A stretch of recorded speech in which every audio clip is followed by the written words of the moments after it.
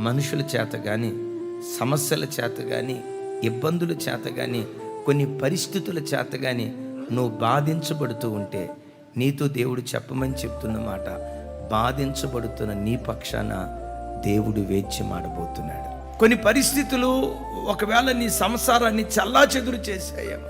అన్నకు తమ్ముడుకు అనుబంధం లేకుండా, అక్కకు చెల్లికు మధ్య అనురాగం లేకుండా, భర్తకు భార్యకు, తల్లిదండ్రులకు పిల్లలకు సంబంధ బాంధవ్యాలు లేకుండా ఇశ్రాయేలు ప్రజలు చెదిరిపోయినట్లుగా చెదిరిపోతే ఒక శుభవార్త, నీకు దూరం అయిపోయిన నీ భర్త వెతుక్కుంటూ నీ యొద్దకు వచ్చే దినాలు నిశ్చయంగా దేవుడు అనుగ్రహించును గాక.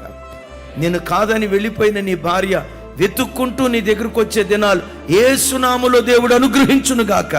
చెట్టుకొకరు పొట్టకొకరు చల్లా చెదిరైపోయిన పరిస్థితిలో ఉంటే దేవుడు జాలిపడి చెదిరిపోయిన నీ కుటుంబాన్ని ఆయన మహిమ కొరకు సమకూర్చును గాక.